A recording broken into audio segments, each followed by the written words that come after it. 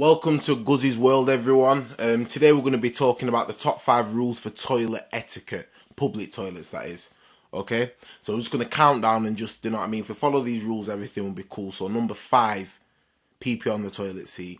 Now, what's very disheartening with this is I do not understand why a grown man would need to wee on a toilet seat. Do you know what I mean? And even if you do, just wipe it off, mate, man. It's not a big deal.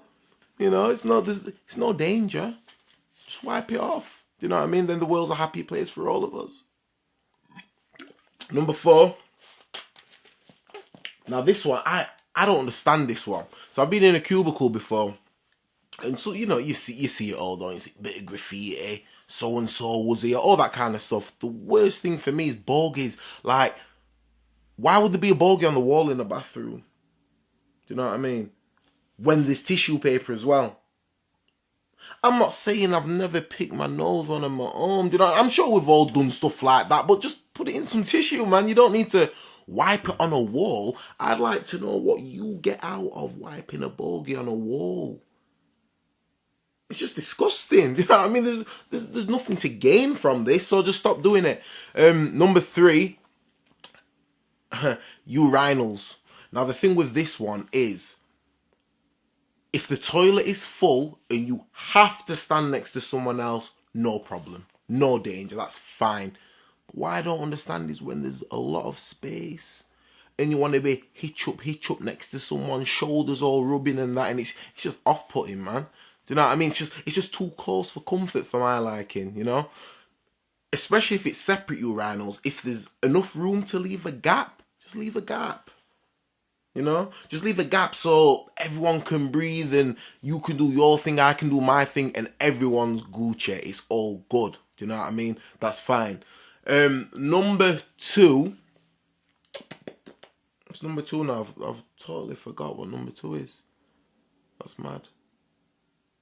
Got it. Now, if you are going to have a number 2 in the bathroom, in public, nothing wrong with that. If you've got to go, you've got to go. The only thing what I don't understand is keep it to yourself. I don't want to hear what's happening in the next cubicle.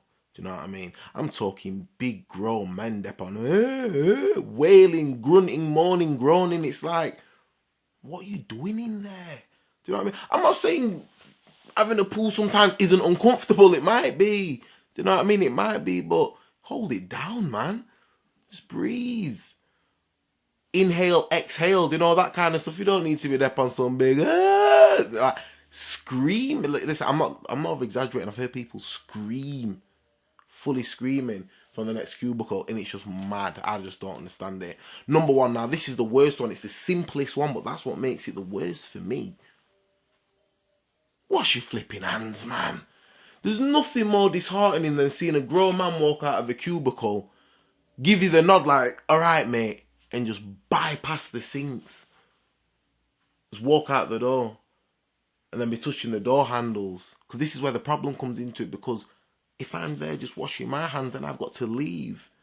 Now I've got to touch that door handle when it's going to be full of your crotch juice because you didn't wash your hands. So now I'm supposed to walk around for the rest of my day smelling of another man's crotch because he didn't want to wash his hands. That's just ridiculous. I'm sorry. Do you know what I mean? I open the door mad sometimes. Like, if you imagine the door handle, I can't really do a door handle, but it's that. I might grab it from the bottom. I can't hold it like that like I should be able to. I might be grabbing it like that and pulling it. You know, I pay my taxes.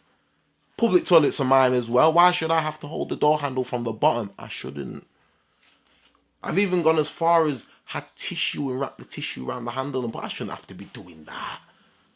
Do you know what I mean? Just don't contaminate the place up. Then everyone's wondering why everyone's licked down with cold and flu and all these kind of madnesses all the time. It's because people aren't washing their hands.